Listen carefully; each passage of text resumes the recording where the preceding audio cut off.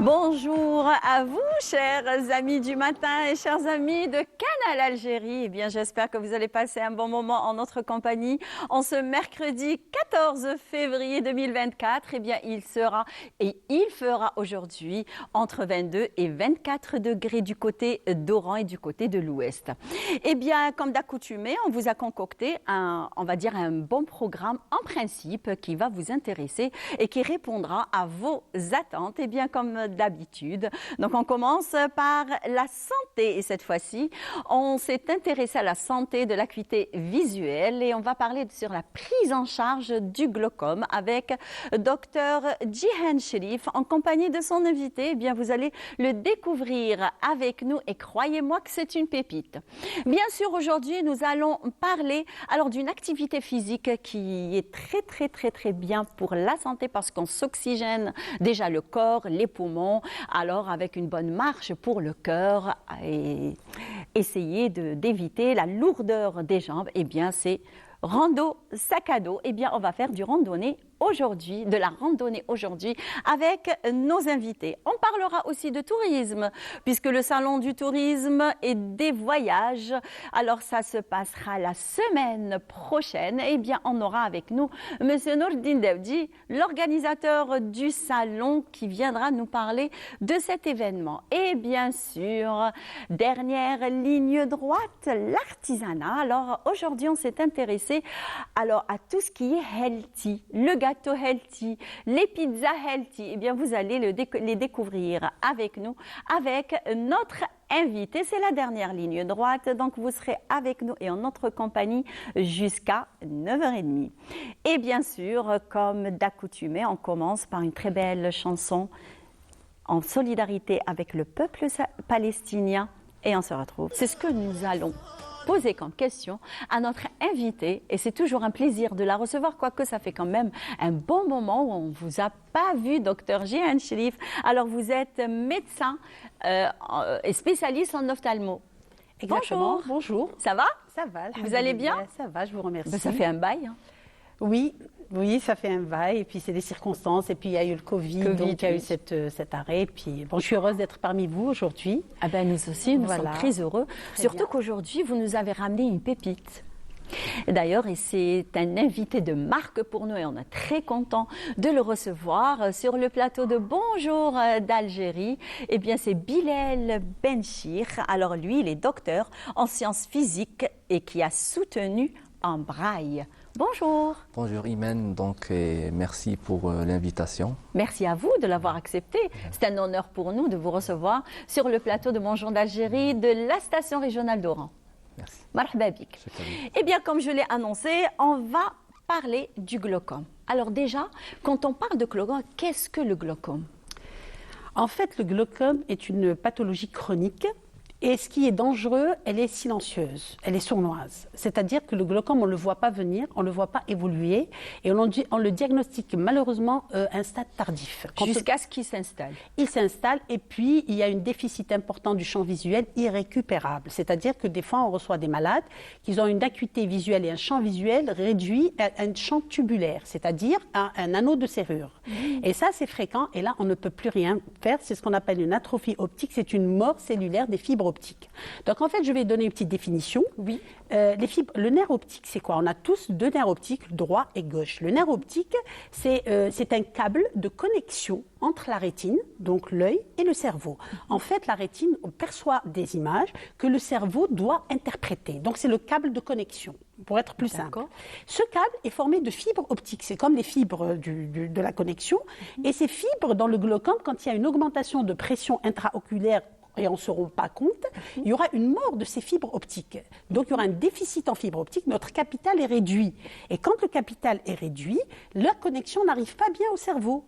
Et donc, il n'y a plus de connexion entre l'œil et le cerveau et l'image n'est pas interprétée et c'est la cécité. Alors, et quels sont les symptômes, justement? Qu'est-ce qui suscite à aller vers l'ophtalmo et diagnostiquer un glaucome? En fait, le glaucome est asymptomatique. C'est ça le drame de ce phénomène. Il n'y a pas de symptômes jusqu'au stade de tardif. Donc on ne sent rien On ne arriver. sent pas. Et puis ce qui est encore plus dangereux, c'est que l'atteinte commence par le champ visuel périphérique. C'est-à-dire une bonne acuité visuelle ne veut pas dire une bonne santé oculaire. C'est-à-dire pour le patient, il voit, parce que le champ est tubulaire, mais le périphérique est atteint. Et D'ailleurs, puis, on a une image sur le glaucome. voilà, ça c'est la rétine, donc c'est la coupe du globe. Le globe qui est là, le glaucome, c'est une atteinte de la papille.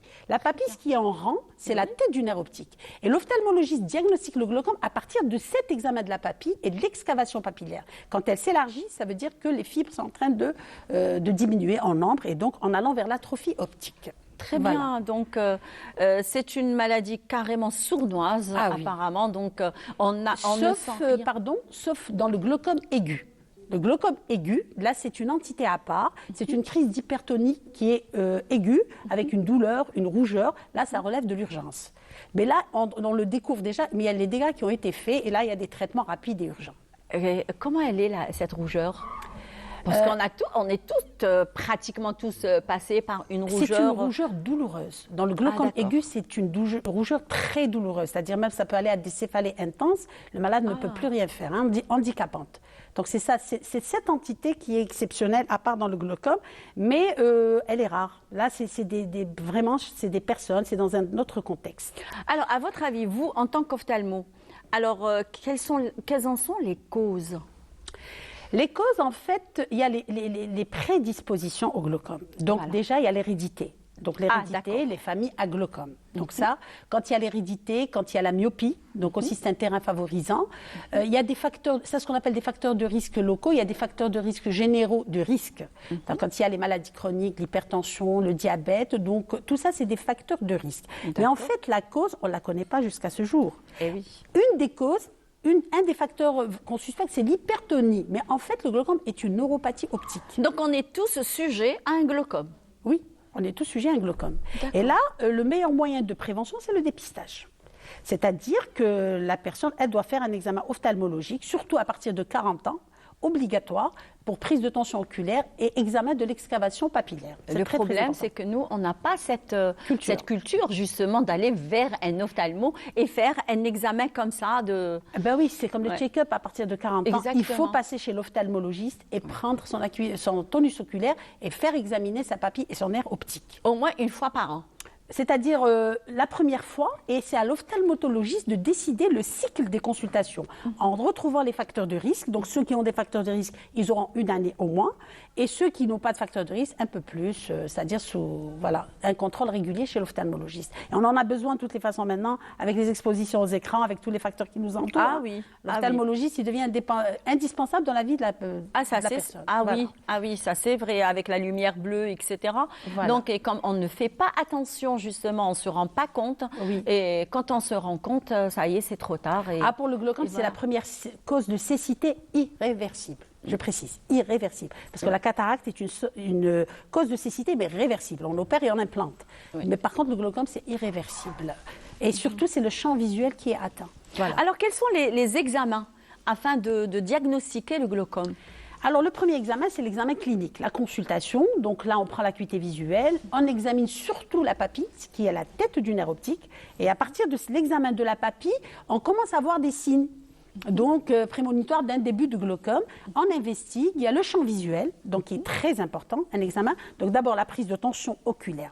Je vais insister sur la tension oculaire. Justement. Voilà, la tension. Alors déjà est-ce qu'il y a un rapport avec l'hypertension artérielle? Exactement. Oui. Est-ce que la tension oculaire a un rapport très serré, on va dire, avec la tension artérielle? En fait, la tension artérielle et la tension oculaire sont deux entités différentes. Il n'y a aucun rapport. C'est-à-dire, quand on est hypertendu, ne veut pas dire qu'on sera en hypertonie oculaire. Exactement. Donc, c'est différent. Donc là, la tension oculaire, c'est la pression intraoculaire. Et cette pression, elle est gérée par la forme du globe, par la profondeur de la chambre antérieure. Par exemple, quand le myope, il a un gros globe, donc là, il supporte un peu plus. Ceux qui ont des petits globes, ils supportent. Donc, ça rentre dans l'anatomie. La pression intraoculaire, on ne peut pas avoir une pression normale. Ce qu'on appelle dans le glaucome la pression cible. Quand on traite un glaucome, l'objectif est d'atteindre une pression cible. C'est quoi la pression cible? C'est une pression en dessous de laquelle le nerf optique ne sera pas attaqué. elle peut être normale, notre pression. Mais dans le contexte, elle peut être nocive pour le nerf optique. Donc, on doit la rabaisser. Donc, dans le traitement du glaucome, on cherche la pression intraoculaire cible. Alors, la pression intraoculaire, elle peut varier de à. La normale, elle va de 10 à 20 mm mercure. D'accord. D'accord. C'est la normale. La limite inférieure et supérieure, la normale. Mais quand, par exemple, quand elle dépasse les 20, on est en hypertonie. Hein. Là, on va investiguer. Donc, lors de la consultation, on prend une tension oculaire. Dès qu'on voit qu'elle dépasse la limite supérieure, donc on va lancer le bilan vers le champ visuel, l'OCT de la papille, investigation de la papille, donc pour compléter l'examen. Très bien. Voilà. Donc, est-ce que... alors, quels sont déjà les différents types de glaucome? Parce qu'on en trouve beaucoup. Plusieurs pas formes. beaucoup, mais plusieurs formes. Oui, alors je vais faire un petit résumé. Dans le glaucome, il y a plusieurs formes cliniques. Il y a la forme du glaucome congénital. Donc la personne, elle naît, il commence in utero, avec une hypertonie élevée. Les premiers signes, là, on le voit. Le bébé, il a de grands yeux, il a de grandes cornées, ce qu'on appelle une buphtalmie, une mégalocornée. Et là, ça doit amener les parents à consulter. C'est un glaucome congénital. Et là, la prise en charge est rapide, opérée en urgence. Pourquoi? Pour faire baisser la pression au maximum. Et là, ça relève de plusieurs techniques chirurgicales et c'est à plusieurs reprises. Et le pronostic n'est pas bon dans le glaucome congénital parce qu'il est cécitant dans la majorité des cas, quand il l'a pris à temps. Deuxième type, c'est le glaucome juvénile. Alors le juvénile qui n'est pas révélé à un âge précoce, mais chez les adolescents. Donc chez les adolescents, là on commence à avoir des petites douleurs, des petites rougeurs, donc il faut consulter. Chez l'adolescent, ne pas dire c'est l'écran, donc consulter et prendre la tension oculaire. Et souvent on tombe sur des tensions élevées avec des excavations larges qu'on explore. Donc là, troisième type, il y a le glaucome à angle ouvert. Donc ça, c'est le plus fréquent. C'est le glaucome de l'adulte à partir de 40 ans. Il atteint les deux nerfs optiques et il évolue silencieusement. Et quand on le découvre aussi, c'est un stade tardif. Par contre, il y a des personnes qui font leur diagnostic précoce. Il est pris à temps, il est bien traité. Et j'ai des malades, ça fait 30 ans, qui sont très bien stabilisés parce que le moyen de contrôle, c'est le champ visuel. Est-ce qu'on peut guérir déjà du glaucome? Les traitements de guérir, non. Ralentir l'évolution. D'accord. Plutôt. Voilà, ralentir l'évolution, stabiliser. Donc quand il est installé, il repart plus. Et c'est un traitement, c'est une maladie chronique, un traitement à vie. C'est un collier à vie. Voilà qu'on prend. Alors là, vous me dites c'est un collier à vie. Oui. Alors, à quel moment on peut espérer, on va dire, le laser ou alors aller jusqu'à la chirurgie? Est-ce qu'on peut le faire? Actuellement, avec toute l'évolution des thérapies, des molécules, donc on opère de moins en moins le glaucome. C'est-à-dire que le traitement médical est efficace, surtout à un stade de début, quand il est bien pris en charge. Donc maintenant, les gens avec les réseaux sociaux, ils commencent à voir cette culture de venir commencer à consulter. Donc c'est un collier à vie, le malade est stabilisé. Moi, j'ai des malades, ça fait 25 ans, très bien stabilisés, un champ visuel, qui vivent très bien leur vie, qui a été pris au début. Parce qu'on avait lancé une campagne de dépistage national en 2008 et on a réalisé d'excellents résultats, hein, donc pour informer la population. Oui. Maintenant, quand c'est des glaucomes à des stades tardifs, le traitement médical ne suffit pas. La pression intraoculaire persiste. Là, on a recours au laser, la trabéculoplastie au laser. Pourquoi? Parce que le glaucome, je vais expliquer, le corps ciliaire, l'iris, au niveau il sécrète l'humeur aqueuse, c'est le liquide interne de l'œil, donc qui est filtré vers la chambre antérieure et évacué dans le sang par le trabéculum. Le trabéculum, c'est le filtre. Dans le glaucome à angle ouvert, ce filtre, il peut être altéré, inflammé, ça ne circule pas bien. Donc on agit au laser, on essaie d'élargir les mailles de ce filtre, donc c'est comme une passoire, pour laisser passer l'humeur aqueuse. Donc ça, c'est la deuxième technique, sans chirurgie, anesthésie locale, c'est un laser, ça se passe très bien. Troisième alternative, en cas d'échec du traitement médical, de la trabéculoplastie, on passe à la chirurgie, c'est la trabéculectomie, et là, carrément, on essaie d'élargir, donc par la chirurgie, les mailles trabéculaires, et de faire, c'est-à-dire créer une bulle de filtration. C'est une alternative sous-conjonctivale pour filtrer l'humeur aqueuse et baisser la pression intraoculaire. Mais ça, c'est généralement à des stades tardifs de glaucome rebelle au traitement médical. D'accord, donc ça, c'est l'extrême urgence, quoi. L'extrême urgence, et puis c'est pour stabiliser la pression oculaire, pas pour récupérer la vision, pour stabiliser la pression oculaire pour qu'elle ne fasse pas d'autres dégâts sur les fibres restantes. Donc on ne peut pas récupérer la vision comme on était avant, quoi. Non, un stade avancé, non. Mais on peut diagnostiquer précocement un glaucome, le traiter précocement et avoir une vie normale comme tout le monde, avec un traitement, un collier un collier à vie. Très bien. Alors, vous allez rester avec nous parce que j'ai encore d'autres questions à vous poser. Mais là, je m'adresse à Bilal Benchir. Alors, vous vous êtes intéressé à une spécialité qui n'existait pas en Algérie. D'ailleurs, c'est la première promotion. Vous faites partie de la première promotion. Vous êtes déjà le premier à être doctorant dans la filière de la spécialité, c'est doctorat en physique et technologie des rayonnements. Est-ce que vous pouvez nous parler un petit peu de cette filière déjà? Justement, oui, à propos de cette filière, qu'elle existe dans la faculté de physique, dans l'Université des sciences et de la technologie d'Oran. Au départ, je parle un petit peu sur ce qu'on appelle le cursus. Donc j'ai étudié dans l'école des non et malvoyants qui se trouve à Ain Tork. Par la suite, j'ai aimé et j'ai voulu faire une spécialité scientifique. Bon, à l'époque, c'était pas un petit peu facile, étant donné que je suis le premier pratiquement cas que je suis en train alors, de... attendez, vous avez dit que je voulais faire une filière scientifique, c'est-à-dire, vous vous êtes dit, vous êtes vu médecin, vous êtes vu généticien, vous êtes vu...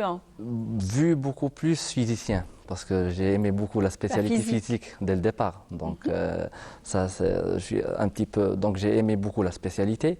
Donc, j'ai voulu faire la spécialité scientifique.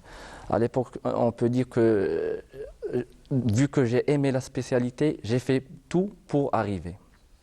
Cette spécialité? Bon, la spécialité scientifique au lycée, en général. au départ. Au départ, c'était au lycée. Donc, j'ai fait la spécialité scientifique. J'ai eu le bac scientifique en 2013. Donc, ensuite, étant donné que j'ai aimé beaucoup la spécialité physique dès la naissance, pratiquement dès que j'étais petit, donc j'ai continué à faire la spécialité. À l'époque, c'était en 2013 dans l'Université des sciences et de la technologie d'Oran. Lusto Mohamed Boudiaf, justement. D'ailleurs, j'étais le premier dans mon cas que j'ai passé dans cette université, qui est bien sûr c'est une université de technologie. Donc j'ai fait la spécialité en 2013, j'ai eu ma licence. Ensuite, vu que le système LMD, donc j'ai passé à faire le master en imagerie médicale. Donc par la suite, étant donné que j'ai pris mon master, c'était en 2018, j'ai passé le concours de doctorat et pratiquement j'ai classé le deuxième parmi pratiquement 120 étudiants. Et j'ai passé le concours et j'ai eu le concours. Donc à travers le concours, par la suite, j'ai fait cette spécialité que vous êtes en train de parler, qui est physique et technologie des rayonnements.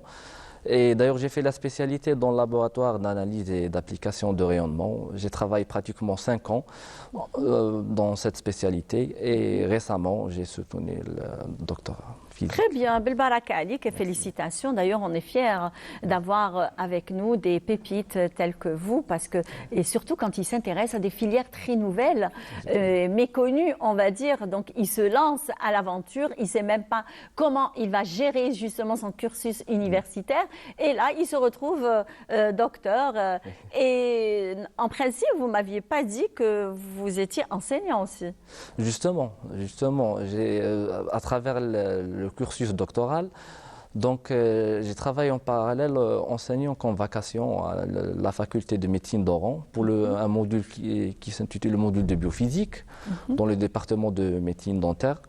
Et bien sûr, à partir de là, j'ai beaucoup appris dans la faculté de médecine et jusqu'à maintenant, j'enseigne le module en parallèle dans le service de biophysique. Très bien. Alors, votre thèse, justement, alors son intitulé, c'est « Simulation Monte-Carlo en imagerie mammographique et évaluation de la distribution de doses ». Alors, est-ce que vous pouvez nous parler un petit peu brièvement de cette, on va dire, de ce thème? Justement, donc, choisi. Oui. Donc, à propos de thème, donc, quand on parle de dose, c'est le dose de rayon X, ça c'est clair. Donc, on sait très bien que les rayons X, c'est des rayonnements dangereux. Donc, à partir de là, donc, on a choisi à faire ce thème-là de simulation Monte-Carlo en imagerie mammographique. Et il s'intéresse beaucoup plus sur les doses de rayons X que délivre la machine de mammographie. Donc, à travers ce thème, bien sûr, j'ai fait un travail expérimental et un travail de simulation. Quand on dit simulation, le mot simulation, c'est des simulations sur PC. Donc, bien sûr, on a fait un travail expérimental, c'était à l'UHU d'Oran, dans le service d'imagerie médicale pour la machine de mammographie. D'ailleurs ici, je salue tout le personnel de l'imagerie médicale qui ont fait faire ce qu'on appelle cette étude, surtout sur le côté expérimental, surtout le docteur Ati Monsef qui m'a beaucoup aidé à propos de cela. Par la suite, bien sûr, j'ai fait le travail. Donc, on a fait un travail de simulation. C'est-à-dire on a mesuré la dose de rayon X qu'elle délivre la machine expérimentalement et on a fait le même travail de simulation et on a fait une comparaison entre ce qui est simulation et ce qui est ce qu'on appelle expérimental à travers de ça. Bien sûr, le travail c'était bien sûr avec Dr Benhalou Chadia que je salue beaucoup parce qu'elle m'a beaucoup aidé à propos de ça et professeur Tebboune Abdelghani, ce sont deux de mes encadreurs. Donc on a travaillé à propos de ce sujet et j'ai publié bien sûr un article.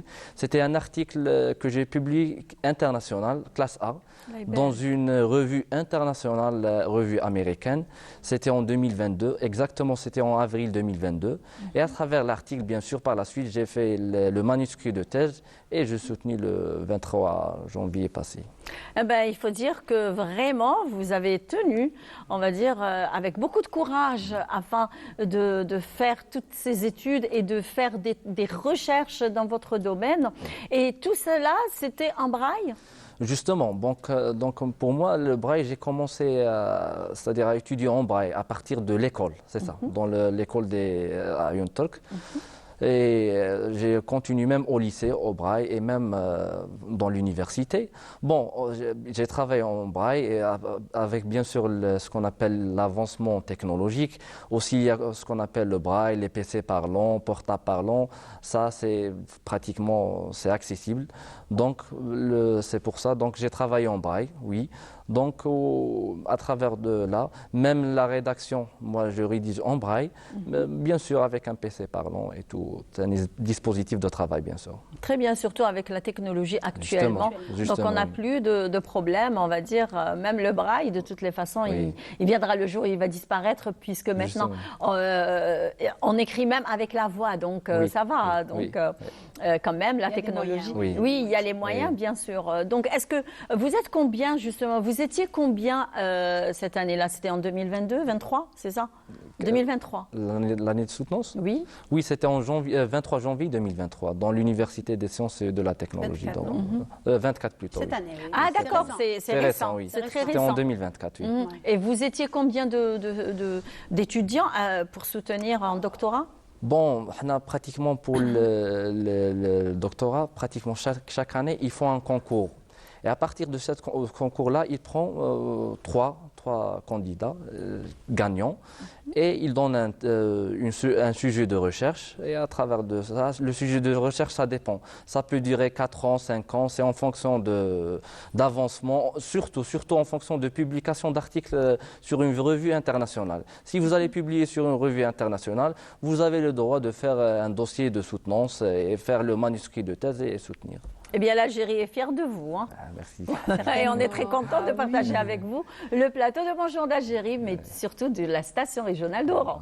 Merci. Vraiment, félicitations. C'est une fierté, hein. Merci. Une fierté pour la science. Oui, bien sûr, c'est une fierté. Ouais. Et maintenant, actuellement, qu'est-ce que vous faites?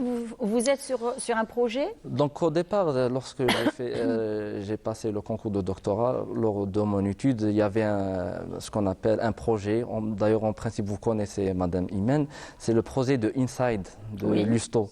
Donc, c'était grâce au professeur Hamou Bouziane Amin, c'est l'ex-recteur de l'Université de sciences et de la technologie d'Oran. On a travaillé beaucoup sur ce projet-là. Le projet, c'est très simple, c'est de ramener le maximum possible de matériel qui utilise en général toutes les personnes handicap en général, y compris bien sûr les non et malvoyants. Donc le projet a été très bien marché et je salue beaucoup le professeur Hamou Bouziane Amin pour son idée à propos de ce projet.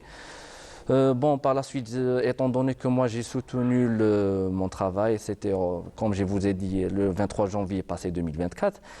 Donc, Vous allez me dire, laissez-moi souffler un petit peu et après je vais bien. non, non, par la suite, Pour me c'est très relancer. simple. Pour C'est un très nouvel simple. élan. Écoutez, étant donné que j'ai travaillé, c'est-à-dire ce qui vient maintenant, c'est il y a ce qu'on appelle un concours de recrutement pour les maîtres assistants classe B à l'université. Très bien. Donc j'essaye bien sûr de participer. Voilà. À travers de ça, bien sûr, il y a ce qu'on appelle, je sais bien qu'il y a ce qu'on appelle un quota, quand on dit en général un quota Bah oui, de c'est 1% suivant le pour les. Voilà, oui, exactement, la Non, disponibilité. surtout à propos de mon cas, ils m'ont dit qu'il y a ce qu'on appelle un quota. Donc, justement, à travers de ça, j'aimerais bien de passer on peut dire un appel pour le ministère de l'enseignement supérieur.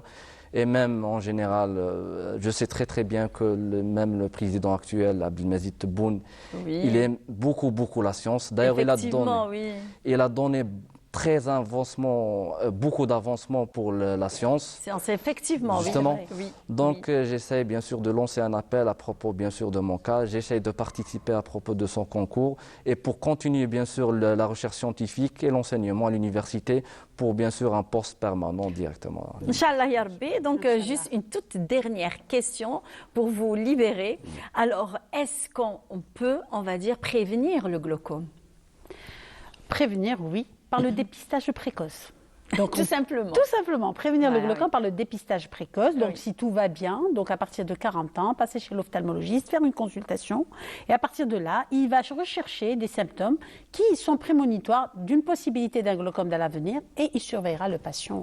Vous aimez Allez-y. la grenade? Oui.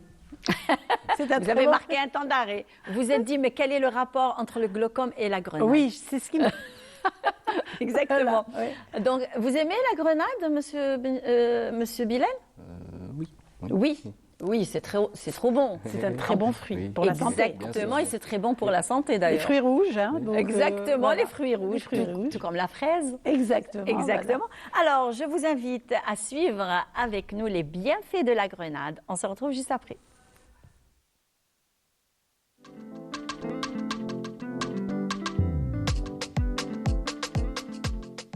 Riche en nutriments importants, contient 2 composés végétaux ayant des propriétés médicinales puissantes, a des effets anti-inflammatoires impressionnants, aide à combattre le cancer, peut baisser la pression sanguine, peut aider à combattre les douleurs articulaires, peut diminuer le risque de maladies cardiaques et améliore la mémoire.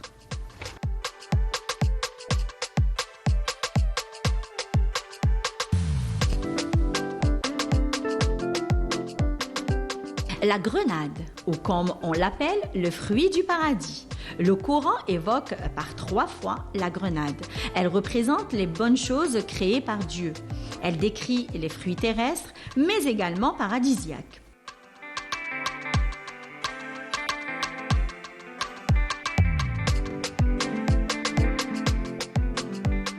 C'est le fruit du grenadier, un arbre originaire de Perse et récolté depuis plusieurs siècles sur tout le pourtour méditerranéen et fut cultivé il y a plus de 5000 ans. Fruit aux vertus insoupçonnées, possédant d'incroyables bienfaits sur l'organisme. La grenade, un fruit de couleur vif dont la forme ressemble à une pomme, dotée d'une écorce épaisse et non comestible. La grenade se compose de plusieurs vitamines, minéraux et antioxydants naturels.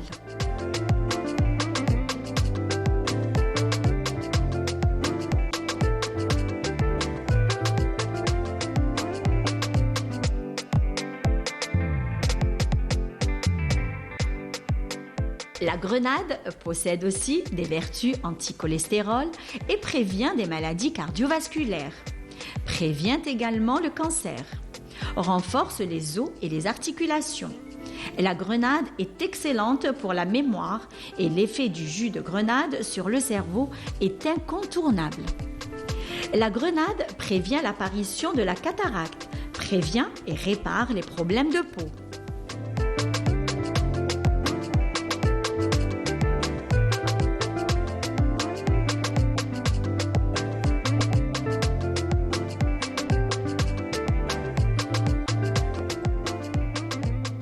La grenade est un allié de rigueur de perte de poids. La pleine saison de la grenade est au début de l'automne jusqu'en février. Mais comment conserver la grenade? Si elles sont fraîches, on peut les conserver environ une année au congélateur. Si elles sont séchées, on les entrepose dans un bocal au sec, dans un endroit frais et sans lumière.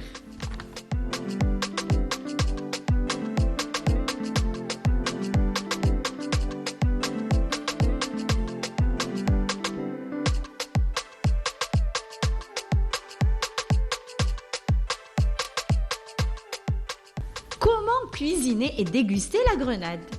Les pharaons utilisaient la grenade fraîche pour préparer un jus doux aux saveurs de framboise. Aujourd'hui, on déguste ce fruit nature à la cuillère, en salade, en sorbet, en jus ou encore, et non pas le moins célèbre, un sirop de grenadine traditionnel ou bien sûr en confiture.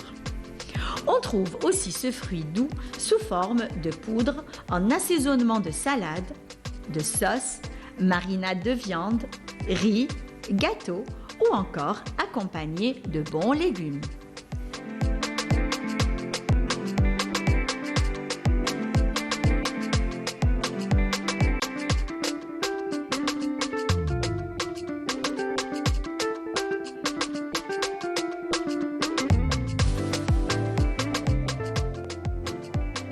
En tisane aussi, puisqu'elle améliore le système immunitaire et cardiovasculaire et surtout digestif.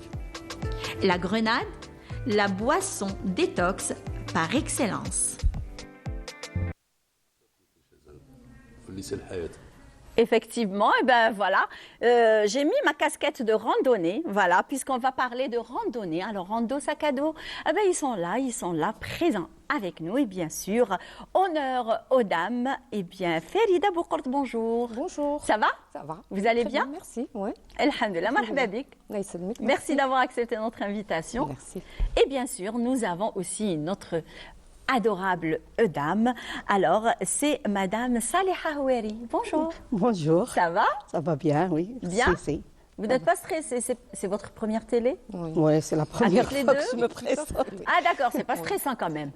Non, ça va. On vit comme ça. ouais. Vous êtes Par rapport à détendue? l'animatrice qui fait en sorte que ce soit...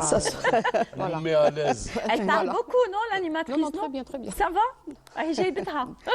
Très bien. met à l'aise. Et bien sûr, vous êtes accompagnée par votre protecteur, on va dire. Oui, Habib exactement. Mebihi. Oh là là, Mchibih. Mchibih. Mchibih, voilà. Merci d'avoir accepté notre invitation. Je vous ai pris, j'ai squatté votre casquette.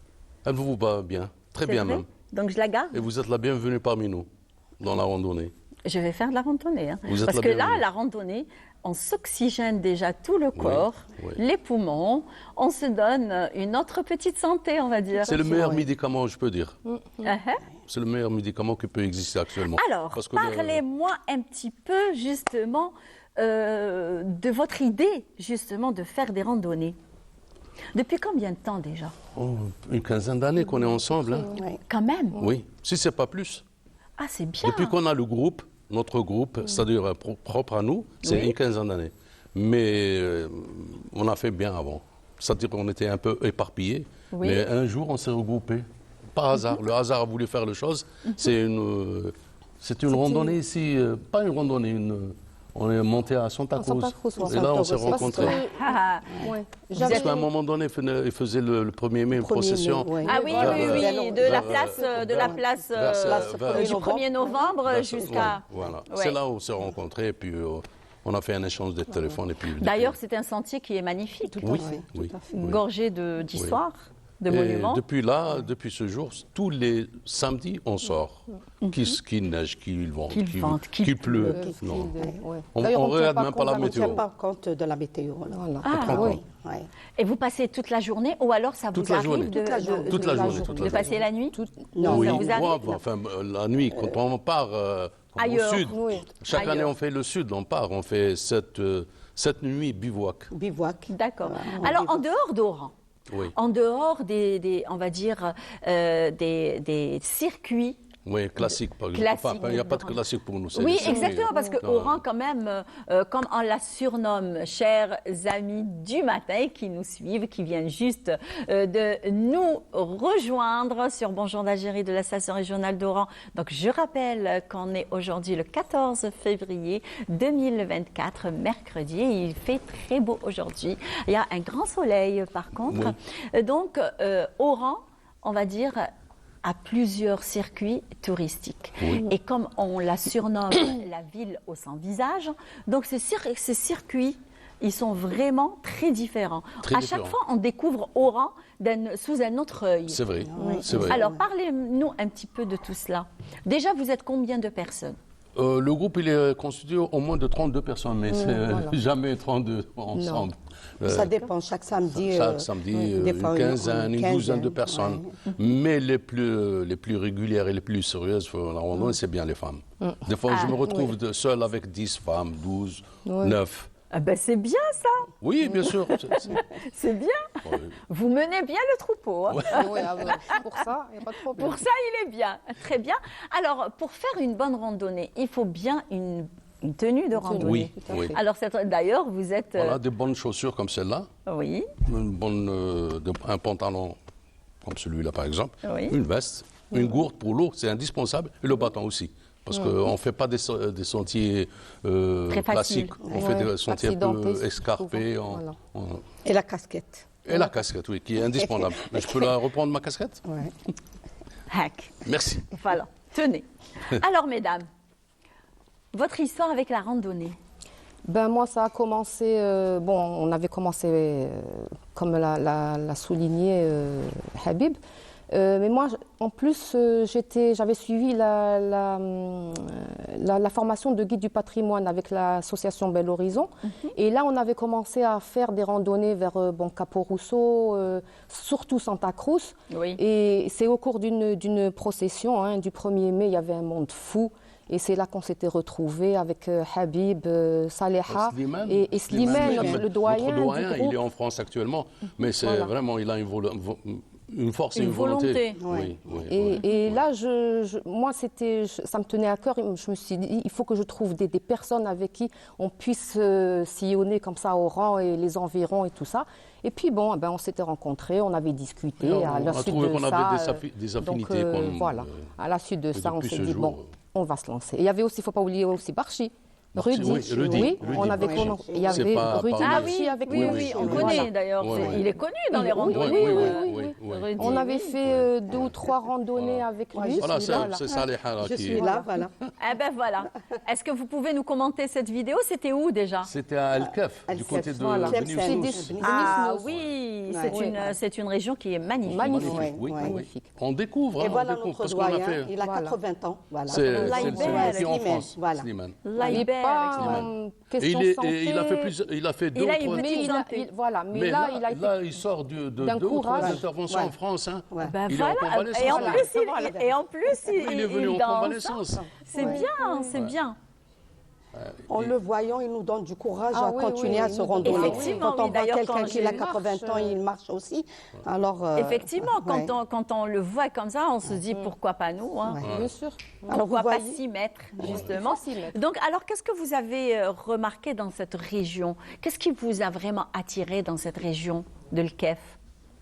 C'est surtout point de vue nature, hein, Nature, nature ouais. déjà, avec tout ce que ça comporte comme...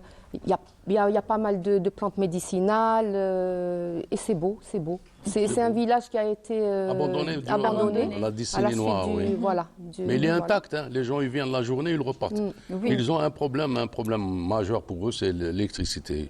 Il y a l'électricité, il n'y a plus d'électricité, c'est pour ça qu'ils ne peuvent pas revenir.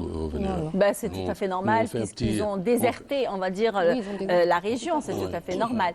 plus, Donc, il y a la rivière. Il y a la Oui, oui, c'est rivière beau, et il y a le retenu d'eau qu'on a, c'était vraiment, c'est beau. C'est très beau, Ouais, c'est très beau. ouais. très bien. Alors, et comment vous choisissez justement vos endroits? Ben, Est-ce que vous vous réunissez avant Non, et non, vous non. C'est tous les jeudis. Moi, nous avons un groupe Viber sur Viber. On fait pas ce qu'on ne fait pas sur Facebook pour éviter d'avoir des gens qui n'ont rien à voir avec la randonnée. Avec la randonnée. On fait ça On a un groupe jeudi. fermé. On a un groupe fermé. Jeudi, je fais sur Facebook, voilà, destination. Généralement, On a fait presque toute la région d'ici et même un peu plus loin. On a fait Tikjda, on a fait Alors, attendez. On a été jusqu'à Belabès. Belabès. Oui, Belabès. on a fait. Oui, Ouais. oui. Il y a de très beaux endroits L'orangerie, du côté de Belabès. L'orangerie, Oui. Tessala. On a fait les montagnes de l'orangerie de Tessala, on les a Tessala, fait. oui. Tout le...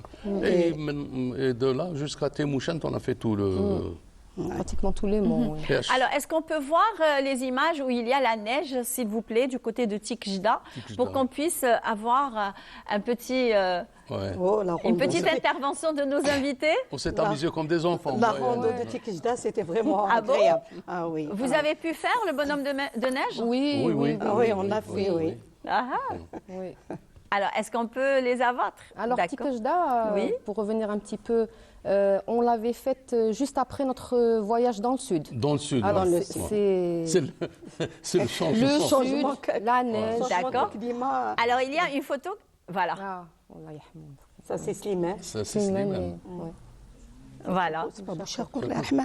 Bouchard, celui-là, il oui, est mort. il est il y a mort. peu de Pas temps. Tikjda. Ouais. C'est à Tikjda, oui. Celui-là, il est mort. C'est Décédé. Bouchard. Allah yarhamou. Ouais. Ouais. Eh ben, un petit hommage à cette personne. Allah yarhamah, ouais. Voilà. C'était un ami à nous, il était tout le temps. D'accord. Donc, on va vous passer une deuxième photo.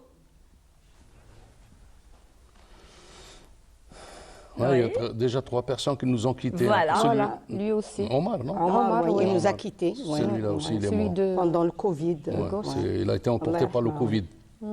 C'est un ex-directeur d'une banque. Et l'autre, c'est un D'accord. ex-responsable. de son- Alors, on verra dans un petit moment une vidéo, d'ailleurs, de Tamanrasset, du côté tout de à fait. C'est pas Tamanrasset. Tamarasset, c'est Ahrir. C'est du côté de... c'est Janet. Ouais, Ahrir, Janet. Ah, Janet, Janet, oui, d'accord. Janet. Parce que c'est une région qui, Oh, on c'est va dire, vraiment touristique. c'est, C'est on très va, beau on va dire, on reste comme ça, figé devant cette beauté naturelle. Ouais. Surtout la qualité du sol et tout. On dirait qu'on est dans une autre dimension. Dans une tout autre à fait. planète, peut-être Oui, même. oui. Voilà. Parce que et c'est heureusement qu'elle est sous protection de l'UNESCO. Hein. C'est un patrimoine mondial maintenant, Oui. Janet. Tout le périmètre de Tassili Nadjer. Et vous avez parcouru combien de kilomètres? Eh ben, une fois, on a fait une chose que, d'après le prêtre de l'Askram, Oui.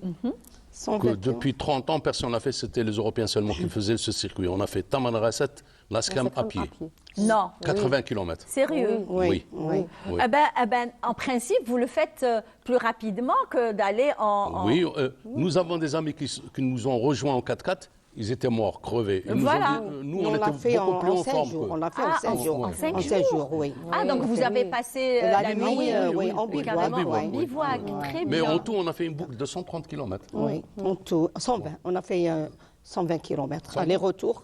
Allez. 120, C'est bien, 130. c'est Ouais. bien. Ouais. Et qu'est-ce que vous avez vu, c'est-à-dire de Tamarasset, de Janet. Non, attendez. De Voilà. Tamarasset De Tamarasset à l'Askrem. à l'Askram. Ben, ben, il y c'est- a la nature. Oui. Et spécialement Qu'est-ce qui vous a les attiré? roches, C'est volcaniques. C'est Voilà. volcanique. Les c'est roches volcanique. volcaniques. Et en plus, Tamarasset, il y a une plante spéciale. Elle L'osier. fleurit, elle devient rouge. L'osier. Oui. L'osier. Voilà. Il y a l'osier. Et, Je voulais arriver à cette plante. Voilà. L'osier. Voilà. Et c'est grâce à la L'oseille. randonnée Voilà, qu'on ça a c'est connu. Et la moyenne d'âge qui est avec vous? De A? Bon, les jeunes, ils viennent, ils repartent, ils ne restent pas longtemps. Oui, Ils sont fainéants. moyenne d'âge. Ils sont Moyenne d'âge, c'est 40. 40 ans. Ouais. Et pourquoi ils partent, ils ne reviennent pas? Eh ben, je C'est trop sais pas. parce fatigant. que- On marche trop. C'est fatigant? Ouais. Voilà, Ouais, ça, exactement. ça c'est. Alors, allez-y. Ça, c'est. C'est C'est un village abandonné. Il y a un village au fond. Ouais. Un Ouais. village, D'ailleurs, on va le voir en principe maintenant. Voilà. Il y a un village au fond, voilà. Au fond de la vallée. oui. D'ailleurs, c'est visible. Ouais. C'est largement visible. Vraiment, c'est magnifique. Il y a comme ça, d'ailleurs. Heureusement que vous À nous chaque fois, on ramenez. découvre. Le Tamarasset, à chaque. Janet, ça fait Janet. 5 fois ou 6 fois qu'on va, mais à chaque fois, on Chaque fois, c'est découvre. hein. différent. C'est pas le même circuit qu'on fait. Chaque fois, on fait un autre circuit.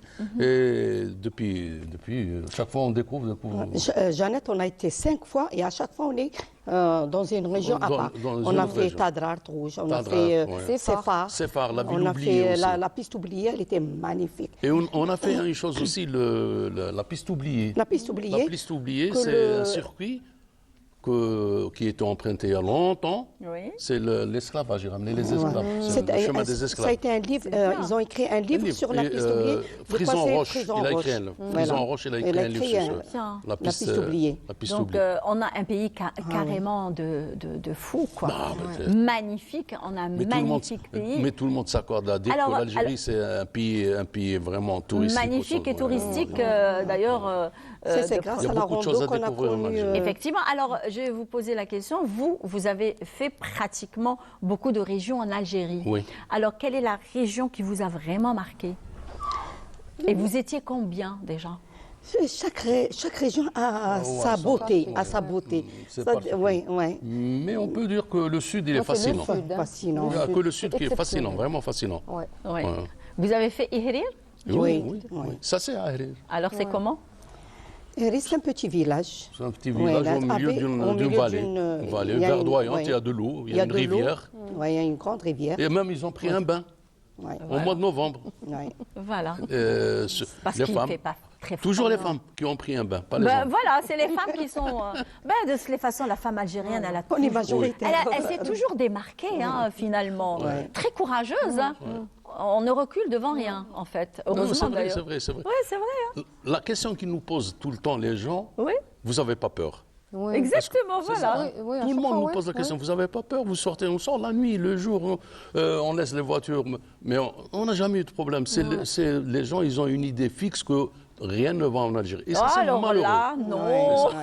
Moi, je Tout est dis bon. aux gens, D'ailleurs, on reste à l'extérieur jusqu'à 2h, 3h du matin. Il y a des femmes qui sont seules, hein, qui sortent, qui prennent des glaces, qui prennent il des... faut savoir, Voilà. il faut savoir prendre Ça y est, c'est seulement bon. le temps. On a dépassé carrément le danger. Il y a pas seulement- On est très bien, alhamdoulilah. On fait pas seulement la randonnée, on fait aussi des sorties restaurants, on fait des sorties grillades. Alors, il paraît justement que les jeunes, quand ils partent en randonnée, ils passent leur temps avec leur téléphone, déjà, Ouais, c'est ça, à faire des absolument. selfies, des lives.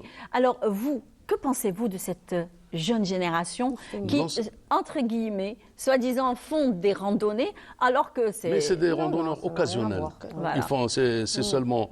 Moi déjà, je suis invité par un ami parce qu'il y a beaucoup qui ont fait avec nous des randonnées et maintenant ils ont des associations ou des groupes ou je sais pas ou des sociétés où vous pouvez l'appeler comme vous voulez pour l'argent. Il y a déjà un ami m'a appelé. Vous il y a êtes des pas- passionnés de randonnée. Non, c'est la passion. C'est sans, Nous, on a sans eu de la aucune ch- contrepartie. nous, on a eu de la chance, on a des professeurs d'université qui sont biologistes presque et tout. oui, c'est C'est presque- avec eux qu'on a appris beaucoup de choses sur la nature, sur la faune, sur la flore, les Elle est paysages. professeure de biologie. Oui, alors, Eh bien, justement, là, vous me tendez une très belle perche, madame. Ouais. Parce que là, c'est que depuis qu'on est installé, on n'arrête pas de parler de la randonnée, qu'est-ce que vous avez vu, où est-ce que vous êtes parti, quels sont les circuits que vous choisissez, la tenue de randonnée. Mais je ne vous ai pas posé la question, qu'est-ce que vous faites dans la vie, mesdames? Ben, moi, je suis biologiste, professeur en nutrition. Voilà. En Donc, plus. En plus. Voilà. En plus. Alors, Et là- que peut conseiller une nutritionniste à des personnes, on va dire, qui aimeraient faire la randonnée? pour tout le monde, pour la population générale, bon, qu'elle soit malade ou pas. Bon, après, avec les malades, il y a d'autres. Mais c'est une bonne hygiène de vie. Hein, quand on dit hygiène de vie, donc alimentation saine et équilibrée, associée à une activité physique. Bon, on ne va pas aller faire du sport, mais la marche. La Conseiller marche, la bien. randonnée. Oui. Voilà, la marche. Conseiller la randonnée, exactement, La oui. randonnée, justement, dans la nature aussi qui aide beaucoup. Donc ça fait beaucoup de bien au niveau du corps et du cerveau. Ouais. Donc ça, je pense qu'il n'y a pas mieux. Hein. Donc, le minimum qu'on on peut a faire, c'est de une la marche. biologiste qui est Voilà. assidue à la Tout à fait. randonnée et Madame moi, Rouheli? Oui, je suis retraitée, une enseignante en biologie aussi, en sciences naturelles. Je suis une biologiste aussi. je vous assure, quand vous étiez en train de rejoindre le plateau, je me suis dit, alors ces dames, elles doivent être des enseignantes parce que ça frappe comme ça. Les enseignants, ils viennent. Comment on dit? Votre On les mère, sent. vous savez ça pour votre mère. Exactement, ma mère, mes tantes aussi, Allah yarhamhum. Donc voilà. Alors, et vous, monsieur? Moi, je suis retraité et je profite bien de ma retraite. Ah, bah, tant Ah, mieux. c'est bien alors. Ah oui, ah oui. Moi, c'est ma passion. Quelle est c'est la randonnée. prochaine randonnée? Je le dis ou je le dis pas? Dis, ben, Ah dis. ben, C'est l'orangerie. On va allonger Ah, du côté de l'Oranger, Belabès. Ah, d'accord. C'est une très belle montagne. Boisée, propre. Et en plus, pour dire, dans la région ici chez nous, il y a des forêts qui sont vraiment, ils ont été saccagées par les Par les gens qui vacanciers. vont- Parce que, oui, non, les soi-disant randonneurs qui laissent tout derrière eux. Oui, c'est dommage. Mais du côté de Tafraoui, tout ça, quand on voit les forêts sont très Sont propres, propres. ils sont bien. Ouais. Et c'est un, Vous c'est un savez, plaisir. Vous savez, le problème, c'est pas l'État. Le problème, c'est nous. c'est nous. Parce C'est que nous. quand on se déplace, par exemple, les week-ends pour passer une Un bon journée, oui. voilà, un Pique-nique et week-end tout. ou une journée, donc on laisse nos ordures, je m'excuse Ouais. vraiment du terme, parce que on Ouais. laisse nos ordures derrière nous. Ben non, il faut prendre les ordures dans la voiture, dans la main de la Ça va voiture pas et, tuer, et les jeter. Il y a des gens avec nous qui ramènent les sacs poubelles pour Voilà. ramasser. On ramasse. Tout simplement. Plusieurs On reprises. s'est amusé. Surtout enfin, les plages. D'ailleurs, à maintenant, les ramasser plages, tous les déchets. on n'y va même pas. Parce que Alors, c'est- Monsieur Habib, vous m'aviez dit que vous aviez même fait des randonnées à l'extérieur du pays. Oui, Est-ce que avec Laribi, Slimane Slimane et tout. Hein, qui sont, Très bien. ouais, Donc, on a été en Hongrie, à Budapest, Ah. à Vienne. Oui. Ah ben voilà. Est-ce que les voilà. Alors, est-ce que on va dire notre belle Algérie, Oui. les forêts de l'Algérie sont plus belles que celles de Vienne? Non, ce serait mentir dire que nos forêts sont plus belles que celles de Vienne, mais elles sont beaucoup plus sauvages que celles-là, parce que là-bas, tout est banalisé. Je préfère tout ce Balisé. qui est Balisé nature. plutôt. Tout est Voilà, balisé quand pour- on garde justement l'authenticité des sites, par exemple, nos forêts à l'état brut, c'est ça la nature. C'est pas quand on l'arrange à 100%, Même etc. pour faire la randonnée, vous n'êtes pas libre comme on est. Exactement, nous. c'est On pas est comme libre, chez nous. On Oui, peut voilà. aller là où on veut, on passe la nuit là où on veut. Non. Sincèrement, il y a des gens qui ont de mauvaises idées sur l'Algérie. On pense qu'on est. Moi, je leur dis, on est bien, on est heureux en Algérie. Oh, d'ailleurs, ils ont eu l'occasion justement lors des Jeux méditerranéens de venir en Algérie, de voir un petit peu ce qui se passe à l'ouest généralement parce qu'ils sont. Et puis à Vienne, on avait rendez-vous avec un ami autrichien qui sont venus cette année. Ils sont partis avec nous au sud, 2 Autrichiens. Ils sont venus me voir et ils sont partis avec nous. C'est un cinéaste, il est en train de préparer un film sur le circuit que nous avons fait. Et il a déjà écrit un livre qu'il m'a envoyé déjà, je vais le recevoir. Très bien. Un dernier mot, mesdames, monsieur. Ah ben, Comme ça, je vous libère. C'est grâce à la randonnée quand même. On a découvert de nouveaux horizons. On a connu les endroits que sans la rando, on ne pourra jamais y aller. Et on a fait un lien familier entre. ah oui, c'est vrai, ça c'est on important. a fait un Il y a lien. même un Certaines échange, amitiés, il y a voilà. même un échange entre nous. Et la Une rando, visite familiale et tout. on oui. s'épanouit au quotidien avec la rando. Et aussi la bonne santé, la bonne forme, la rando. Et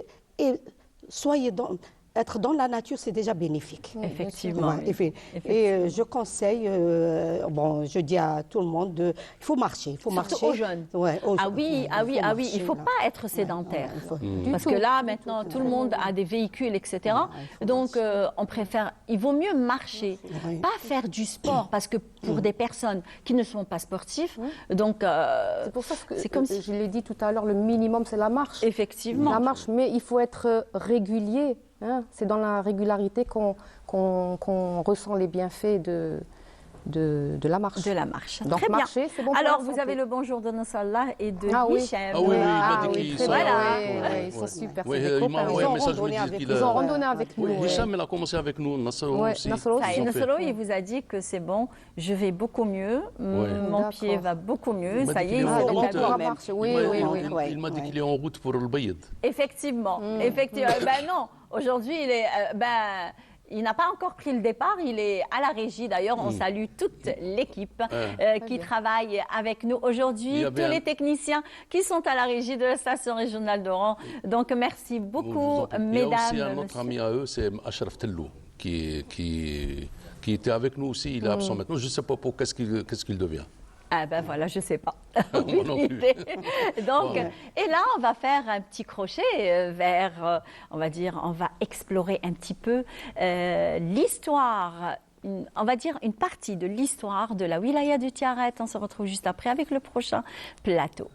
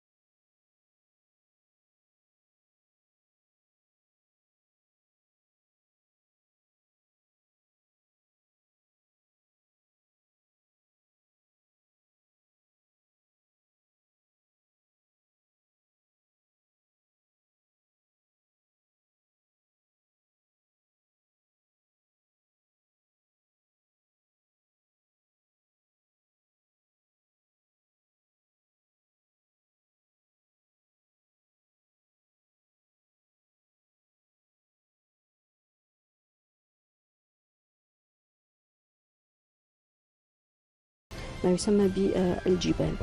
تاريخيا المعطيات التاريخية تتوافق إلى حد بعيد مع المعطيات الميدانية من حيث توزيع المنشآت، وجود المسجد الجامع، وجود المنشآت المدنية التي تحيط به، كذلك بعد ذلك يوجد الأسوار المحيطة بالمدينة كما ذكرنا. لذلك ورد بالمقارنة نجد أنه ورد في المصادر التاريخية الإشارة إلى 4 أبواب كانت تحيط بسور المدينة، اللي هي الأبواب ال4: باب الصفا، باب المنازل، باب المطاحن، وباب الأندلس.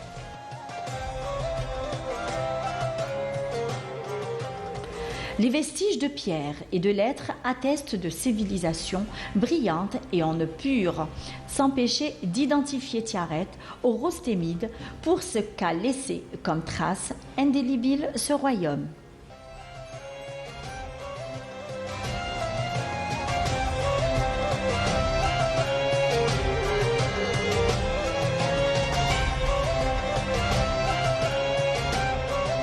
هذه المخطوطات عتيقة وقديمة منذ تأسيس الزاوية نهاية القرن ال17 إلى القرن ال18. مصدرها كانت متواجدة بزاوية سيدي عدة ببلدية سيد الحسني، وكذلك نجد مخطوطات أخرى عند العائلة الشيخ سيدي عدة، خاصة العائلة المختارية، الشيخ سيدي محمد المختار.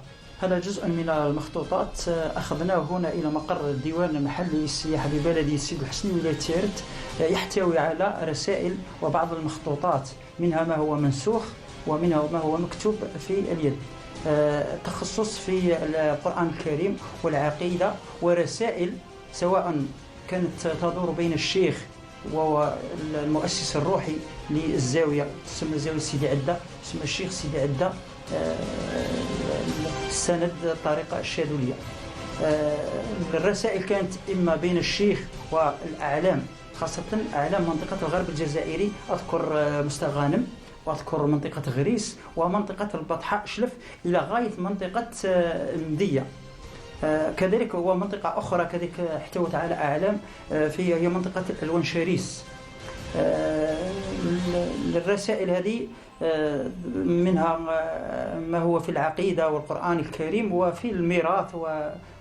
والشيخ سيدي عدة كان قاضي في دولة الأمير عبد القادر بمنطقة معسكر إلى منطقة تاقدنت ومنطقة البطحاء شلف، وبعد سقوط الزمالة أسس زاويته بواحد الجبل سمى جبل محنون.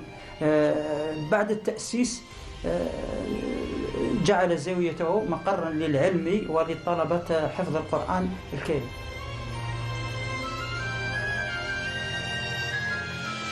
Cette ville qu'il construisit de toutes pièces allait devenir la capitale très excentrique d'un curieux royaume.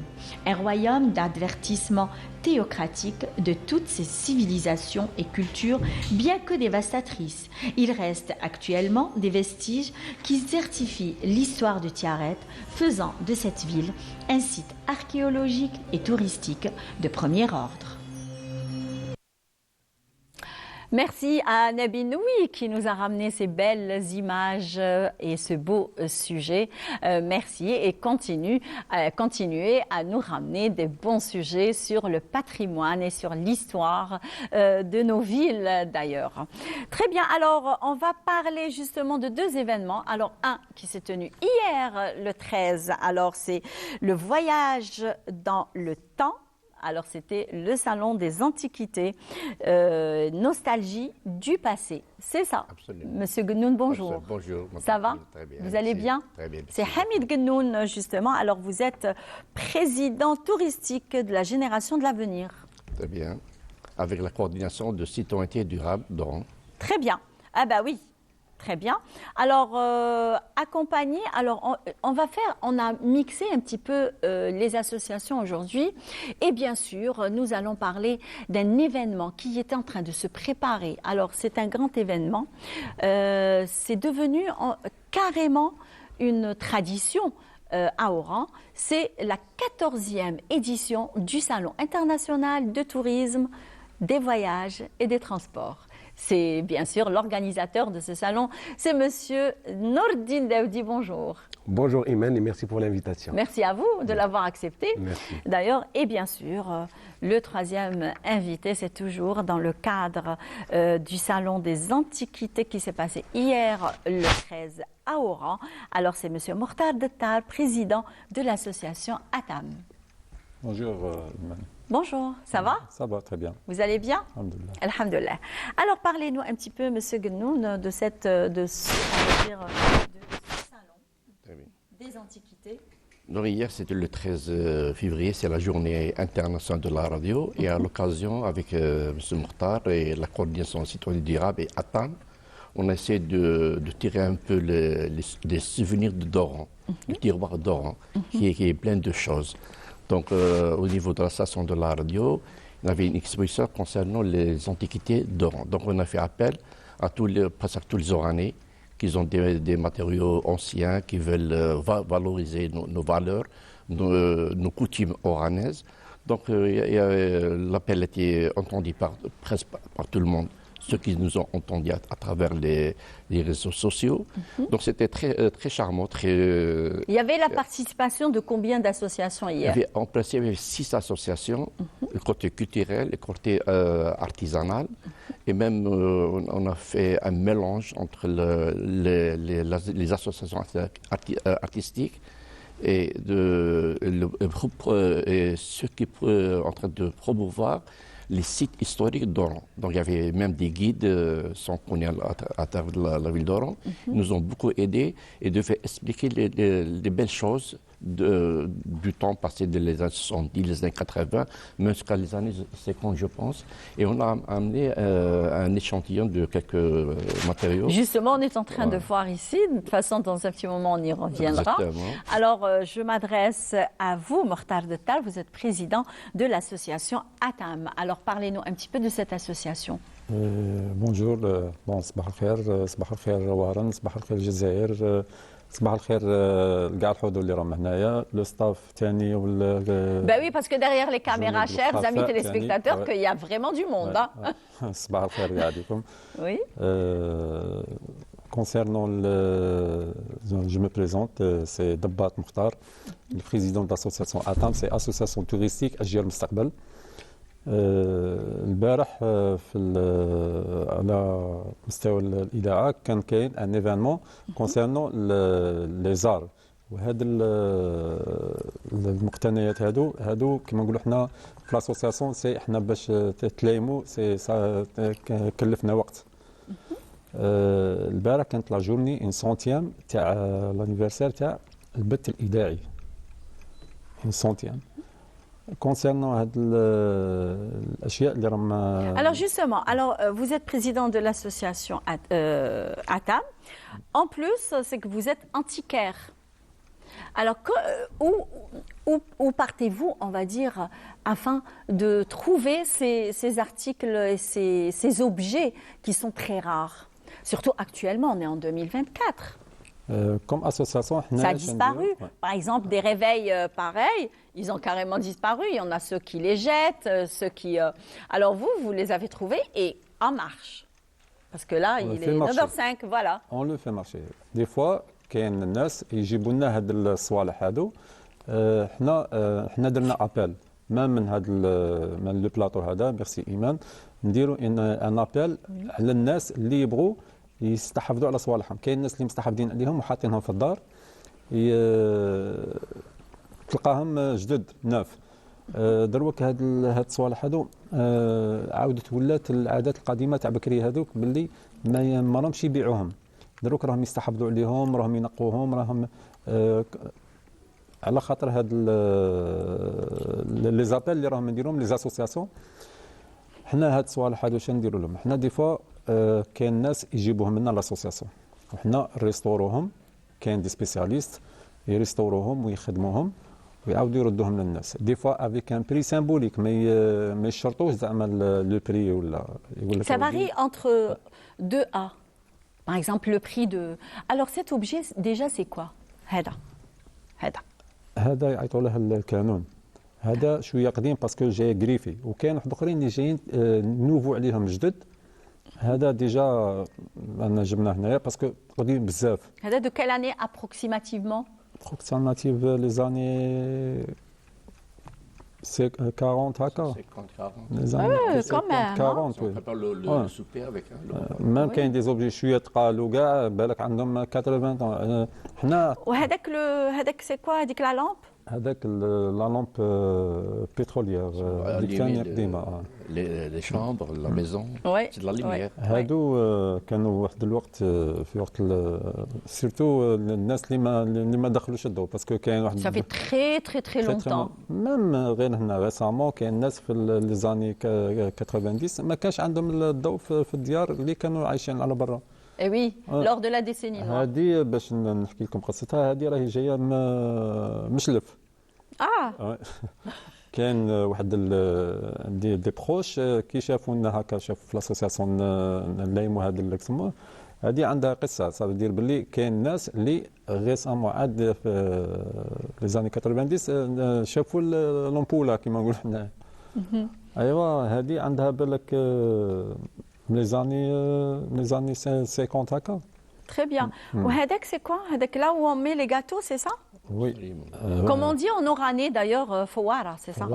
فوارة كاين شحال من موديل. كاين هكا اون برونز كاين اون كريستال. هذا il est vraiment très ancien ça. Très ancien. Moi je pense que c'est les années 20. Oui, très ancien. Voilà. Bon, je les ai vus dans les films t'es un Bekri, quoi. Les anciens films en noir et blanc, hein. Parce que j'étais pas encore en 1920. Hein. Très bien. Alors, وهذا c'est براد. سي برا مام هذاك قديم ثاني هذاك سي ان برونز ومشلل هادو كانوا كيما نقولوا حنا واحد الوقت كانوا يعاودوا يريستوروهم يعاودوا يشلوهم. Bien sûr, on a aussi le sucrier. وهذاك سي يجوا معاه هذيك السكريي وهذيك اللي يديروا فيها المغارف. Effectivement, avec le petit panier. D'accord. هذاك سي ان ديكور. Et qu'est-ce que vous avez aussi comme ancien objet à votre actif? On a tout parce que في l'association on a créé un club dans les antiquaires. On a tout. Ah, c'est bien. Tout. Alors, du moment que c'est un club, est-ce que vous vendez les articles? Pour le club, oui. Pour l'association, non. Pour l'association, on a نديروا la récolte, نحطوهم وريستوروهم. Même on a un but pour des jeunes اللي راهم منخرطين في l'association pour نديروا لهم un petit atelier. On va faire des formations d'antiquité. Peut-être pas على هلا من ما تكونش هذه الفورماسيون تكون في السونتر سي اف بي بور كيما باسكو دروك هاد الصوالح راهم كيما نقولوا حنا فيهم حنا كيما نقولوا فيهم. D'ailleurs, tout ce qui est antiquité, ils ont une très grande valeur, non seulement sentimentale, mais aussi dans l'histoire historique aussi. Donc, c'est des valeurs historiques, des valeurs justement, ces objets-là qui font quand même notre identité aussi. Hein. Donc, alors de l'Antiquité, on va vers la 14e édition du Salon international du tourisme, des voyages et des transports. C'est au Centre des conventions d'Oran du 20 au 23. Donc, merci d'avoir accepté notre invitation, Nourdine Daoudi, je le rappelle. Merci à vous pour l'invitation. Comme chaque année, on revient chez vous justement pour parler du salon. Merci, c'est toujours un plaisir de partager avec vous ça.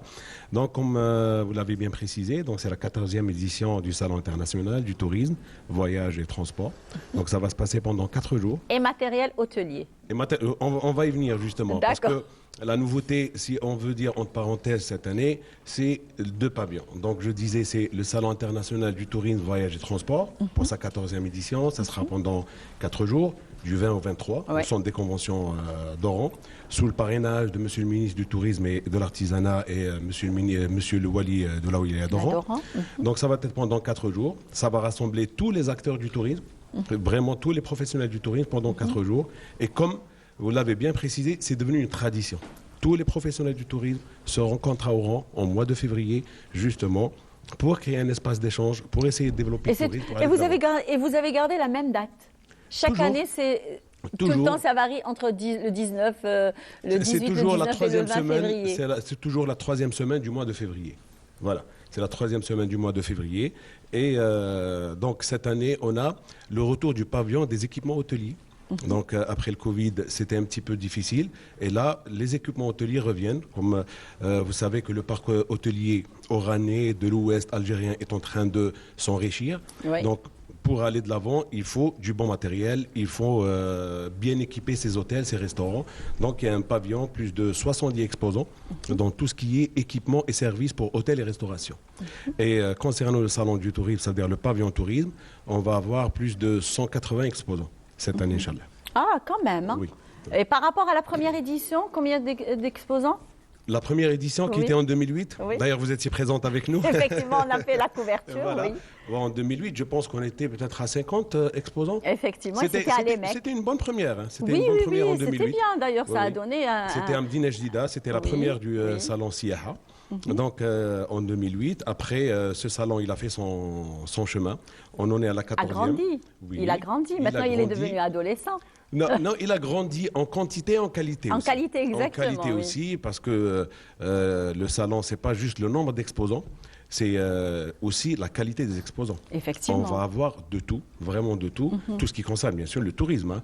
Donc on Surtout aura maintenant que la des agences destination de Algérie voyage, est voilà très prisée. exactement, j'allais y venir. Les agences de voyage, les compagnies aériennes, il y aura même des écoles de formation dans le tourisme, des centrales de réservation spécialisées dans la promotion de la destination Algérie. Ça veut dire que c'est des centrales de réservation qui sont là pour promouvoir et mettre en avant la destination Algérie. Il ne faut pas oublier que c'est vraiment le but numéro un. Le but justement numéro un du salon. Deux, ça veut dire créer cet espace justement pour mettre en avant la destination Algérie. C'est vraiment le but.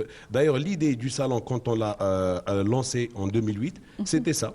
On sortait de l'université et on essayait de créer quelque chose justement pour mettre en avant le tourisme algérien. Je m'en rappelle, hein, comme si c'était hier d'ailleurs. Voilà, c'était une belle c'était en aventure. 2008, ça fait quand même 14 ans, 15 ans. Ça ne nous rajeunit pas. Hein. Pas du tout. Franchement.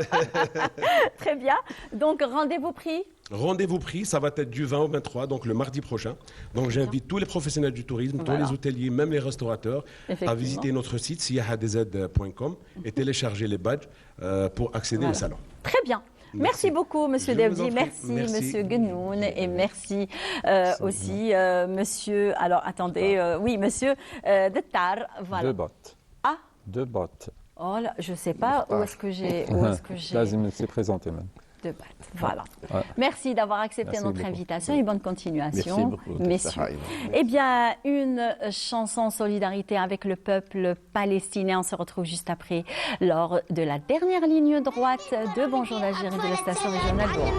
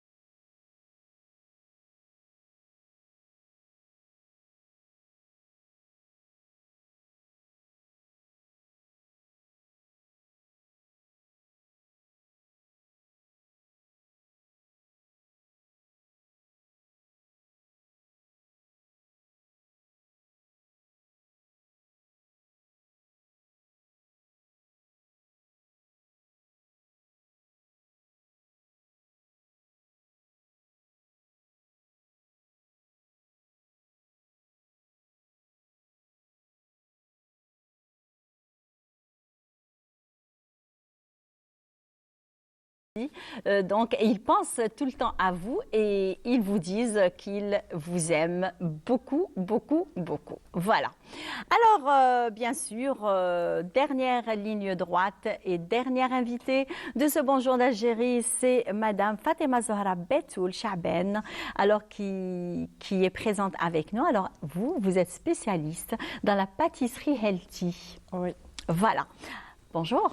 Bonjour Imen, bonjour chers téléspectateurs et bonjour qui sont derrière. Alors, il faut savoir aussi que vous êtes de formation biologiste. Oui. Après, vous avez fait une formation de nutrition et après, vous êtes retrouvé à faire des gâteaux healthy. Oui. Quel a été le déclic, justement? Alors, le déclic, en premier, c'était mon père. Mon défunt père, Allah yarhamah. Alors, il était un diabétique et en plus cancéreux. Donc, j'avais l'idée de faire des gâteaux. Pourquoi pas avec des sucres naturels pour éviter l'aspartame et le sucre blanc. Alors, quels sont ces sucres naturels que vous utilisez dans vos sucreries, on va dire? Alors, chaque régime a son sucre spécial. Par exemple, pour les diabétiques, parce que généralement, la majorité de la population, on a tous un diabétique, ou alors nous, on est diabétique. Alors, donc, qu'est-ce qu'on peut utiliser comme sucre? Oui, alors pour diabétique, il faut choisir les sucres qui sont à glycémie, indice glycémie bas. Le stevia? Même, oui, stevia ou bien sucre de coco. Voilà. Oui, oui. Xylitol, érythritol, il y en a plein. Oui, qui possèdent un indice glycémique très bas. Oui, très bas. Oui. Très bien. Et qu'est-ce que vous utilisez aussi comme farine? Parce qu'on n'utilise pas la farine blanche, on va dire. Oui. Donc, parce que déjà, c'est pas bon pour la santé, malgré qu'on la consomme tous. Oui, donc, vous avez un petit peu changé la tradition des gâteaux. Donc, parlez-nous un petit peu des farines que vous utilisez aussi. Bon, Dietilicia a utilisé, ou bien elle a remplacé la farine blanche, qui est néfaste pour notre organisme, par des farines qui rapportent à notre organisme des vitamines, des fibres, des minéraux. Et aussi, il y en a des farines qui sont à glycémie bas. Pois chiches? Oui, pois chiches, lentilles, farine de lupin. Lupin? Oui, sarrasin. Ces deux-là sont sans gluten et à bas calories. La farine aussi de quinoa, moi j'ai entendu parler que c'est une très bonne farine. D'ailleurs, elle a un indice glycémique qui est très très bas. Elle est très riche en protéines aussi. Effectivement, et de fibres aussi. Oui. Et de fibres. Donc, alors, nous avons d'ailleurs ce qui a attiré mon attention, puisque nous sommes à juste quelques jours de notre... Voilà. Ben oui, moi j'imagine toujours ce que notre réalisateur Mehdi Defallah et Selma Khaledi, la première assistante réalisatrice, alors qui sont à la régie. Alors, moi j'ai rien entendu d'ailleurs. Alors, au moment où eux, ils disaient Chamia, alors moi j'ai pris Chamia Tana et puis voilà. Donc, du moment que nous sommes à même pas un mois de Ramadan, donc vous avez préparé Chamia healthy, on va dire, et c'est très hypocalorique. Hypocalorique. Alors, qu'est-ce que vous avez mis dans la Chamia? Alors là, c'est un secret de chef. Non, je ne vous demande pas toute la recette. Oui. Alors, la semoule que vous avez utilisée? La semoule de blé complet. Oui. Vous la trouvez facilement? Oui. Oui. D'accord, on en trouve dans tous les commerces? Oui. D'accord. Et qu'est-ce que vous avez mis à l'intérieur? Bon, juste le sucre. Ça, mais je suis la recette, juste le sucre. J'ai utilisé le sucre de coco. Le sucre de coco? Oui. Il n'y a même pas une petite cuillère pour goûter un petit peu qu'est-ce que ça donne, le sucre de coco? Bon, mais allez, tout à l'heure alors.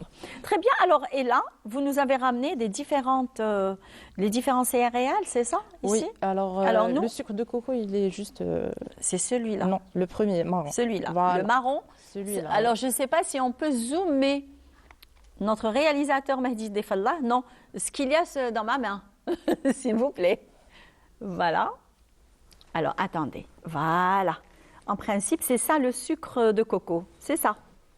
Voilà, en principe, c'est Oui, ça. ouais. Voilà, le marron. Alors, et celui qui est à côté? Voilà, celui-là. Voilà. Et celui qui est à côté? La farine de blé complet. La farine de blé Oui. complet. Et ça, bien sûr, L'avoine. c'est l'avoine. Oui. Et celui qui est marron foncé? Kharoub. Kharoub. Kharoub. Ah, le caroubier. Oui. Ah, d'accord, c'est la farine de caroube. Oui. Ben, C'est de la poudre, oui. Déjà, le caroube est très, très bon pour la santé. Oui. Alors, ici aussi, nous avons... La farine de pois chiche en jaune.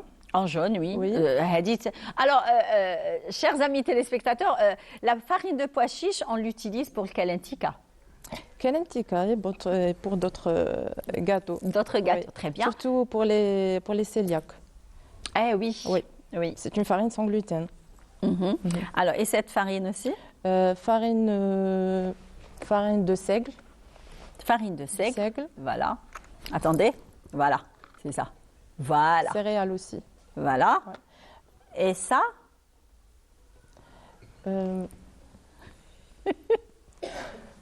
Je me suis trompée. Bon, mais allez. Et celle-là? La farine de millet. Voilà. Oui. Voilà, malish. Alors, et vous nous avez ramené quand même le kak, c'est ça? Oui. Le kak, vous l'avez... comme les Oranais, ils aiment tous le kak. Voilà, donc, oui. ça, c'est le kak à l'oranaise, c'est ça? Oui. D'accord. Et qu'est-ce que vous avez utilisé? J'ai comme remplacé la farine par la farine d'orge. Ah, d'accord. Oui, la farine d'orge. Oui. Et j'ai pas mis de sucre. J'ai mis que de raisin. Ah, Ouais. d'accord. Ok. Raisin, abricot. Déjà, le raisin, Voilà. l'abricot, etc., Qui va c'est apporter- sucré. Donc, oui, qui va apporter le goût sucré. Ouais. vous avez fait même des cupcakes. Des cupcakes aux betteraves. D'accord. Ouais. Pourtant, la betterave, c'est un aliment sucré quand il Oui. est cuit. Voilà. Comment vous avez fait? J'ai râpé seulement. D'accord. Mais ça ne devient pas sucré après? Non. Non. Non, d'accord. Non. Et là où il y a l'orange ou le citron, c'est ça? Le citron? Oui. C'est D'accord. un cheesecake au citron. Un cheesecake Oui, avec aussi. la crème de noix de cajou. Ah ben voilà, Ouais. très bien. Et La l'autre, tarte aux pommes. la tarte aux pommes. Aux Healthy. noisettes. Healthy. Oui. Aux noisettes. Qu'est-ce que vous la avez? base, c'est la farine, c'est avec la farine de seigle, compote de pommes et la crème de noisette. Alors j'ai vu aussi que vous faites même des cookies, non, Des brownies. des brownies, Oui. voilà, des desserts au chocolat. Des brownies sont préparés par la farine d'haricot. Oui, Voilà. oui. Alors et l'autre plateau, il y a tcherek, je vois, non? Voilà, oui. Voilà. Tcherek, À base de quelle farine? farine de blé complet. Et sucre? Il n'y a pas de sucre. Il n'y a pas de la sucre, pâte, non. d'accord. Non. Et donc en chocolat? Le c'est ça? chocolat. Oui. Kharoub, chocolat noir à 80% et l'orange. Très bien, C'est des bonbons d'orange qui sont décorés. très bien, très bien. Très bien, donc Les sablés, là... les sablés en carotte. Et les sablés Ouais, à la c'est nouveau, carotte. ça. Ouais. Pourtant, la carotte et la betterave, ce sont des aliments sucrés quand Oui. ils sont cuits. C'est pas des gâteaux sucrés, non? Non. Non, Non. parce que vous Oui. mettez pas de sucre. Par exemple, le sablé, il est préparé par la pâte, elle est préparée par la farine d'amande. Ah, Donc c'est d'accord. moins sucré. Oui, voilà. C'est pour équilibrer le. Aujourd'hui, c'est le healthy, donc on finit avec le healthy en compagnie de notre invitée Fatima Zahra Betoul Chaben. Alors c'est un plaisir de vous avoir reçu sur le plateau de Bonjour d'Algérie et certainement vous allez nous préparer de bons mets pour le mois de Ramadan. Inch'Allah, Pourquoi pas? Inch'Allah. Eh bien, on va vous réinviter encore une fois Inch'Allah. pour Merci le mois de pour, Ramadan. votre Inch'Allah. invitation. Merci à vous de l'avoir accepté. Quant à moi, alors je remercie toute l'équipe qui a assuré le Bonjour d'Algérie de la station régionale d'Oran, que ce soit l'équipe technique ou alors même l'équipe des cadreurs qui ont été ici présents avec nous, ainsi que notre régisseur plateau Fethi, alors qui a fait depuis 6 heures du matin, il est là. alors même nos cadreurs. Alors tout le monde est là de très bonne heure afin d'assurer le bonjour d'Algérie et vous servir. Alors